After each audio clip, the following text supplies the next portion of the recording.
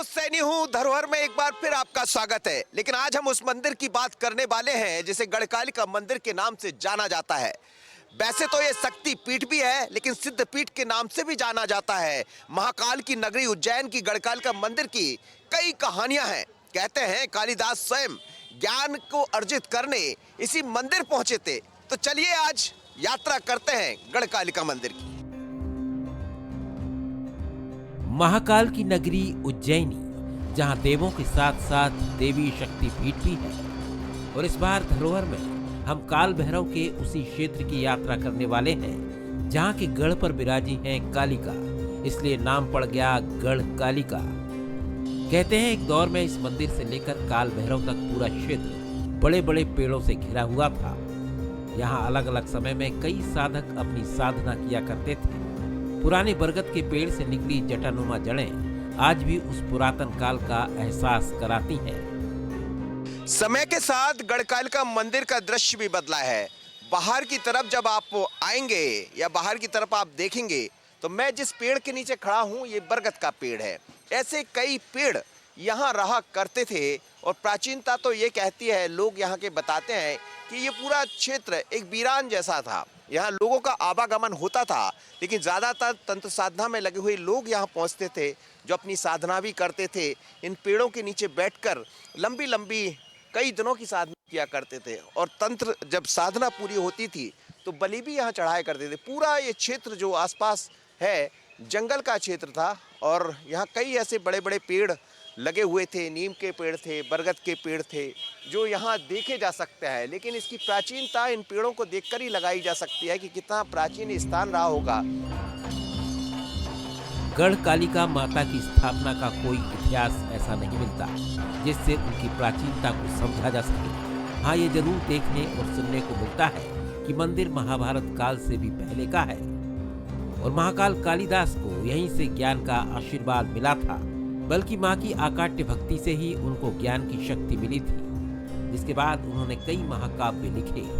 महाकवि कालिदास ही नहीं, कई राजा महाराजा भी माँ के भक्त थे। 7वीं सदी में सम्राट हर्षवर्धन और बाद में ग्वालियर के महाराजाओं ने मंदिर का जीर्णोद्धार कराया। यहाँ जब गढ़कालिका हम पहुँचते हैं तो यहाँ नींबू चढ़ते हैं। नींबू चढ़ने के पीछे तंत्र की बात कही जाती और जब यहाँ के बाजार में आप देखेंगे तो फूल भी मिलेंगे, उसके साथ साथ अलग अलग जो श्रृंगार होता है वो भी मिलेगा। लेकिन महत्वपूर्ण ये है कि हर एक श्रद्धालु जब यहाँ पहुँचता है तो इस तरह नींबू की माला लेकर पहुँचता है। बड़ी तादाद में यहाँ नींबू अर्पित किए जाते हैं। नींबू की माला माँ को चढ़ाई जाती है। क्या दादा, ये नींबू क्यों चढ़ते हैं यहाँ? बाकी मुंड माला के रूप में चढ़ती माता को। काली माता है ना, जिसी को अला बला शांति होती है उसको भी चढ़ता, माथे से लगा के माता को चढ़ती है। किसी को नजर वगैरह होती है तो माथे से लगा के माला चढ़ती माता को। शक्तिपीठ माता ये, सिद्ध स्थान है ये। आप कब से यहाँ है? यहाँ 50 साल हो गए हमारे। पहले तो यहाँ अलग रहा होगा कुछ? कोई क्या पहले तो यहाँ सुना-साना रहता था। सुना अब तो ये कॉरिडोर के बाद से जो है आबादी बढ़ गई, दुकानें बढ़ गई, चढ़ोतरी चढ़ गई, पब्लिक बढ़ गई। पहले कैसा? पहले तांत्रिक लोग भी बहुत आते तांत्रिक आते थे ना नवरात्रि में। आज भी तांत्रिक सिद्ध स्थान है ये, शक्तिपीठ सिद्ध है ये जो है। आज भी यहाँ है, तांत्रिक क्रिया होती है। नवरात्रि में 9 दिन तक आदमी आते हैं, अपनी तांत्रिक नींबू माला वगैरह चढ़ाते हैं, हवन होता है, हवन में सामग्री चढ़ती है। गढ़कालिका के आसपास नाथ संप्रदाय के लोगों का निवास रहा है और इसी संप्रदाय के लोग बरसों से पूजा करते आए हैं। उनके मुताबिक यहाँ माता सती के होठ का अंश गिरा था, इसलिए इसे तांत्रिक पीठ के रूप में जाना जाता है। कई साधकों की साधना के कारण इसे सिद्ध पीठ भी कहा जाता है। मंदिर के 2 अलग अलग द्वार हैं। यहाँ 2 द्वार है। एक द्वार वो है जिस पर मैं खड़ा हूँ, लेकिन द्वार पर ही आप देखेंगे तो पत्थरों से बनाया हुआ द्वार आपको दिख जाएगा। पहले ये पत्थरों के रूप में दिखा करता था और परमार शैली के बनाया हुआ मंदिर है, ऐसा कहते हैं। अलग अलग दौर के राजा महाराजा होते रहे और मंदिर का जीर्णोद्धार होता रहा। लेकिन जैसे ही आप भीतर की तरफ चलेंगे तो फिर आपको दिखाई देगा वही पुरानी शैली, पत्थरों की बनी हुई शैली। एक ये दरवाजा आता है जो लकड़ी का दरवाजा है। ये लकड़ी का द्वार होता है यहाँ पहले से। ये बड़ा पुराना दरवाजा लगा हुआ है और जैसे ही आप आएंगे तो इस लकड़ी के द्वार से जब भीतर घुसेंगे तो दोनों तरफ दो आपको दहलान दिखेंगे। ये दहलान इसलिए रहा करते थे कि एक दौर में यहाँ जब तंत्र की साधना करने बड़े बड़े तांत्रिक पहुँचते थे तो इन्हीं दहलानों में बैठकर माँ की आराधना करते थे और यहाँ काफ़ी मेला लगता था तांत्रिकों का एक दौर में, और वो सब दिखाई देता है। लेकिन पूरा जब मंदिर की बनावट ऊपर से लेके नीचे तक आप देखेंगे तो वही परमार काल की शैली यहाँ नज़र आएगी। वैसे तो अलग अलग शैली में ये मंदिर बना है, लेकिन ऊपर तक जब आप गुम्बद तक आप देखेंगे तो आपको लगेगा कि मंदिर की प्राचीनता किस तरह की है।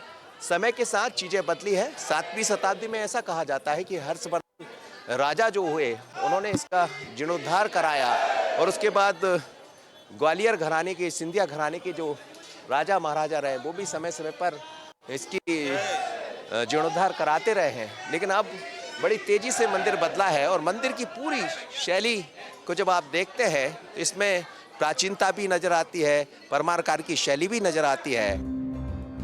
बाहर और भीतर वर्तमान में भी कुछ तांत्रिक और साधक साधना करते मिल जाते हैं। अपनी भक्ति में मस्त इन लोगों को किसी से मतलब नहीं होता, लेकिन इनकी अलग अलग मुद्राएं तंत्र विद्या की तरफ इशारा करती हैं। मंदिर के बाहर बैठे जानकार बताते हैं कि कई तांत्रिकों का यहाँ आना जाना लगा रहता है। बाहर आप देखते हैं तो कई ऐसे साधक आपको बैठे हुए दिख जाएंगे जो साधना में लीन है, क्योंकि तंत्र की देवी है तो उसी तरह की वेशभूषा होगी, काले कपड़े होंगे बदन पर। पहले ऐसा कहते हैं कि मैं जहाँ खड़ा हूँ ये पूरा क्षेत्र एक जंगल की तरह रहा करता था। यहाँ वन होते थे, जंगल होता था। बाद में ये जो मंदिर आपको दिखाई दे रहे हैं, यहाँ धूनी, इसी तरह धूनी रमती थी, और धूनी की बेदी पर सैकड़ों लोग बैठकर इसमें हवन पूजन किया करते थे। और ये पूरा क्षेत्र वही पुराना क्षेत्र है, उसी तरह का यहाँ काफ़ी सारे लोग बैठते थे, आज भी बैठते हैं। भारत में 6 शक्तिपीठ है कालिका माता की, उसमें से एक शक्तिपीठ है ये। पावागढ़ है, कलकत्ता है और वैष्णो देवी है। इस प्रकार भारत में 6 शक्तिपीठ है माँ कालिका की। सम्राट हर्षवर्धन ने 6वीं शताब्दी में ये मंदिर बनवाया था माता जी का। पहले भी था मंदिर, मगर ये बाद में उन्होंने भी बनवाया, जीर्णोद्धार करवाया उन्होंने। ये राजा भर्तरी की जो गुफा है, इनके भांजे कहाँ के ढाका के रानी के लड़के थे। इनकी बहन वहाँ दी थी ढाका में, राजा भर्तरी की। तो राजा गोपीचंद की गुफा भी है, गोपीचंद नाम था इनके भांजे का। तो गोपीचंद और भर्तरी 2 गुफा है यहाँ पे 1 किलोमीटर पे। तो यहाँ पर तो बहुत प्राचीन काल से ही आते रहते हैं तांत्रिक लोग, आज भी आते हैं, नवरात्रि में आते हैं, नवरात्रि के दौरान। मंदिर में भीतर ही तांत्रिकों के कई पुराने स्थान बने हैं। हालांकि समय के साथ अब इनकी संख्या में कमी आई है। इन स्थानों को देखकर इसे समझा जा सकता है। तो अलग अलग लोग यहाँ पहुँचते हैं, और इस तरह पूजा पाठ के साथ कई लोग जब होते हैं तो अपनी कहते हैं मनोकामनाओं को लेकर पाठ कराते हैं यहाँ। और ये उसी तरह पहले यहाँ तंत्र की साधना होती थी, लोग तंत्र, और अब देखिए अभी भी पूरे समय जब आप पाठ कर रहे होंगे तो किस तरह साधना की जाती है उसका स्वरूप भी यहाँ दिखाई देता है। और ये देखिएगा आप, एक मंत्र पढ़ा जाता है और उसके बाद फिर चुटकी बजाना, ये तंत्र की साधना है। नीलास्मद्युतिमाशपाददशकां सेवे महाकालिकां यामास्तौ सपिते हरौ कमलजो हन्तुं मधुं केटवम्। तो माता के मंदिर में तमाम ऐसी चीज़ें देखने को मिलती है जो मन को आश्चर्य से भी भरती है, और कई बार ये समझ भी आता है कि हमारी संस्कृति, हमारी परंपराएं, माता का वैभव कितना अलग है। क्योंकि ये गढ़कालिका का मंदिर है तो यहाँ तंत्र की साधना भी खूब होती रही। आप जैसे पंडित जब यहाँ विराजित होते हैं तो अलग अलग लोगों के लिए साधना भी करते हैं। तो कभी मौका मिले तो ज़रूर आइएगा, आपको आकर यहाँ एक मन को शांति भी मिलेगी। मंदिर के निर्माण में परमार और नागर शैली का इस्तेमाल किया गया है, जिसमें सिंगल पत्थरों से मंदिर खड़ा किया गया है। बाद में इसमें रंग रोगन होने से वो सब अब दिखाई नहीं पड़ता। मंदिर अति प्राचीन है, और प्राचीनता इसी बात से समझी जा सकती है कि मंदिर के बाहर और भीतर जब आप देखेंगे तो समझ आता है कि मंदिर की प्राचीनता कितनी होगी। आप देखिए उसी तरह के एक तरह से कहा जाए तो जो तैयारी की गई होगी उस दौर में वहाँ के मंदिर में, कितने तरह कहते हैं कि अलग अलग शैली को ये बनाने में अपनाया गया वो नजर आता है। प्राचीनता इसी बात से क्योंकि सब सिंगल पत्थरों पर बना हुआ है पूरा मंदिर है। मंदिर का ये मुख्य द्वार है जहाँ से मंदिर को देखा जा सकता है, लेकिन द्वार पर आप देखेंगे तो स्वास्तिक आपको बने हुए नजर आएंगे। उसके अलावा द्वार पर आप देखेंगे तो भगवान हनुमान यहाँ विराजे हुए हैं। वैसे अमूमन आप देखेंगे तो गणेश जी होते हैं, लेकिन यहाँ हनुमान जी की प्रतिमा आप देख सकते हैं। लेकिन पूरा मंदिर भीतर से लेके बाहर तक जब हम देखते हैं तो पूरा पत्थरों से बना हुआ, और दोनों तरफ द्वार पर द्वारपाल के रूप में अलग अलग कंगूरे लगाए गए हैं जिनको आप देख सकते हैं, पिलर जिन्हें आज के दौर में कहा जाता है। और माँ का एक रूप भी यहाँ नज़र आता है दोनों पिलर की तरफ। और देखिए ये एक तरफ लेफ्ट एंड राइट यानी दोनों तरफ आप देख सकते हैं, लेकिन ये देखेंगे तो अलग अलग आकृतियाँ यहाँ मंदिर के उसमें बनी हुई है। पूरा मंदिर पत्थरों पर बना हुआ मंदिर है, अति प्राचीन मंदिर है। प्राचीनता इसी बात से एक दौर में कहते हैं कि यहाँ अलग अलग दीप रखे जाते थे और उन दीपों की रोशनी से ही पूजा हुआ करती थी। मंदिर के बाहर बीच यानी माता जी के ठीक सामने शेर बना हुआ है और दोनों तरफ कोनों पर दीप मालिकाएं बनी हैं, जहां रात होते ही मान्यता के अनुसार श्रद्धालु दीपक लगाते हैं। यही नहीं, इन पर सिक्का चिपकाने और साथिया बनाने की भी परंपरा है। इनके आसपास देश भर के श्रद्धालु अपनी कामना के साथ मिल जाते हैं। मंदिर के प्रांगण में ही 2 दीप शिखा बनाई गई है, यानी दीपों की माला यहाँ लगती है, दीप जलाए जाते हैं। आप देखिए कि 2 दीप है और ये उसी दौर में बनाए गए। कहते हैं कि यहाँ जब लोग पहुँचते हैं अपनी आस्था और श्रद्धा लेकर तो इस कर पूरे उसमें दीप जला दिए जाते हैं दोनों तरफ। एक ये बना, एक ये तरफ, एक ये वाली है और दूसरी तरफ भी दिखाई देगी, लेकिन नीचे वही प्राचीनता आपको ओम बना हुआ यहाँ दिख जाएगा। और अलग अलग तरह से जिस तरह से इसकी ऐसा लगता है कि पत्थरों से इसको बनाया गया होगा, लेकिन तेल का जब दीपक लगते हैं तो तेल चढ़ते चढ़ते इसका रंग ही बदल गया है। यहाँ सिक्के चढ़ाते हैं लोग। ऐसा कहते हैं कि सिक्के लगाने से जिसकी जो मांग, एक अपनी मान्यता लेकर जब यहाँ पहुँचते तो सिक्का चिपकाते। जिसका सिक्का चिपक गया, देखिए आप, जिसका सिक्का चिपक गया उसकी मान्यता पूरी हो गई। और ऐसा कहा जाता है जिसका सिक्का नहीं चिपका, क्या माता जी सिक्का क्यों लगाया? मेरे को तो कुछ पता नहीं है, ऐसे हमने लगा दिया, सबने लगाया। हाँ। तो काफ़ी सारे लोग यहाँ पहुँचते हैं, दिन भर कतारें लगी रहती। एक ये दीप शिखा है जो आपको नज़र आती है, और दूसरी तरफ यदि आप देखेंगे तो एक और, यानी जब दोनों ये दीप शिखा पर जब दीप चढ़ते हैं तो फिर एक अलग तरह की चीज़ें दिखाई देती है। लोग यहाँ आते अपनी श्रद्धा और आस्था को लेकर। आप कहाँ से आई हैं? उड़ीसा से। उड़ीसा? नहीं, मतलब अभी तो पुणे से आए हैं। पुणे से आए हैं। पुणे से आए। हाँ जी। कैसा लग रहा है? काफी अच्छा लग रहा है। और पहले ऐसा मंदिर देखा है? ये बाकी मंदिरों से कितना अलग है? पहली बार आए, सो उतना मतलब एक्सपीरियंस। हाँ जी। चलिए, उज्जैन तो दिन भर लोगों का आना जाना लगा रहता है, लेकिन ये बीच में दोनों दीपशिखा के बीच में एक शेर बना हुआ। वैसे भी माँ की सवारी तो शेर के रूप में ही जानी जाती है। हालांकि ये जो मंदिर है जो गढ़ कालिका यानी कालिका का मंदिर है, तो ये भी उसी दौर में बनाया गया, पत्थरों से बनाया गया था और सामने शेर को विराज दिया। गढ़कलिका मंदिर में सबसे महत्वपूर्ण होता है शाम का वक्त। श्रद्धालुओं की लंबी लंबी कतारें, माँ को निहारते सैकड़ों श्रद्धालु कुछ तो माँ की भक्ति में ऐसे खो जाते हैं कि आंखों से आंसू झरझर बहते हैं। माँ की आरती में हर कोई तल्लीन हो जाता है। कहते हैं कि जितनी श्रद्धा और आस्था के साथ आप माँ की भक्ति में रहेंगे, उसी तरह माँ आपसे प्रसन्न होती है। और इसीलिए आप देखिए आंसू पर आए। इस समय आप देख सकते हैं कि माँ की भक्ति में इस तरह डूबी है महिलाएं कि कई बार तो आंसू भी भर आते हैं। आप देखिए कैसी श्रद्धा है, कैसी आस्था है। मैं देख रहा हूँ आपके आंसू निकल आए।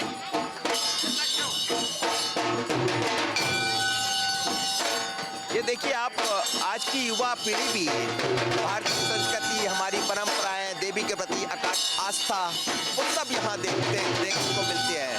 खासकर महिलाओं की मनोकामना यहाँ बहुत ज़्यादा पूर्ण होती है। तो महिला के रूप में ही यहाँ माँ गढ़कालिका विराजी है। जैसे जैसे शाम की आरती का वक्त होता है, यहाँ का माहौल भी एकदम बदल जाता है। माँ के दरबार में एक अलग ही एहसास होता है, मानो माँ सभी को देख रही हो। पंडित जी बताते हैं कि शाम तक गढ़कलिका माता 3 रूप बदलती है। माँ के मंदिर में जब पहुंचते हैं तो कई बातें पता लगती है। कहते हैं कि माँ का जो वर्तमान स्वरूप आप देख रहे हैं, देखिए आप, ये माँ का जो स्वरूप है ये वृद्ध माँ का स्वरूप है। ये ऐसा लगेगा जैसे जैसे ही आप बहुत नज़दीक से आप उनके प्रति जब आस्था में डूब जाएंगे तो आपको लगेगा वृद्ध माँ, यानी माँ का जो स्वरूप, वृद्धा माँ का जो स्वरूप होता है वही दिखाई देगा। लेकिन सुबह का जब वक्त होता है तो सुबह बच्चा का जो रूप होता है, बालक का जो रूप होता है, उस रूप में दिखाई देती है। और दोपहर आते आते ऐसा कहा जाता है किशोर अवस्था में माँ आ जाती है। और ये शाम का है, क्योंकि सुबह से लेकर शाम तक मैंने अलग अलग रूपों को देखा, लेकिन ये जो स्वरूप है ये माँ का वृद्ध स्वरूप है, जिसमें बिल्कुल ऐसा लगता है कि हम माँ के बड़े नज़दीक पहुँच गए और माँ का जो मातृतुल्य जो आशीर्वाद होता है वो भी मिल जाता है। और इसीलिए शाम का जब वक्त होता है तो काफ़ी तादाद में लोग यहाँ पहुँचते हैं। लेकिन और क्या मंदिर की किंवदंतियाँ हैं, मेरे साथ पंडित जी अपना नाम बताइएगा। मेरा नाम पंडित श्याम तिवारी है। पंडित जी, क्या कहा जाता है, मंदिर कितना प्राचीन है, कब बना और क्या क्या है इसके बारे में? अनादिकाल से उज्जैन अवंतिका नगरी में 3.5 काल विराजमान है। सबसे पहले बाबा महाकाल, उसके बाद गढ़ कालिका माता जी, फिर काल भैरव और अर्धकाल। हर शक्तिपीठ की रक्षा काल भैरव करते हैं, तो इस पीठ की रक्षा पीछे काल भैरव कर रहे हैं, जो यहाँ से आधा किलोमीटर ही दूर है। ये 51 शक्तिपीठ में से एक शक्तिपीठ भी है। महाकवि कालिदास की आराध्य देवी भी है। अष्टादश शक्तिपीठ में से भी एक शक्तिपीठ है।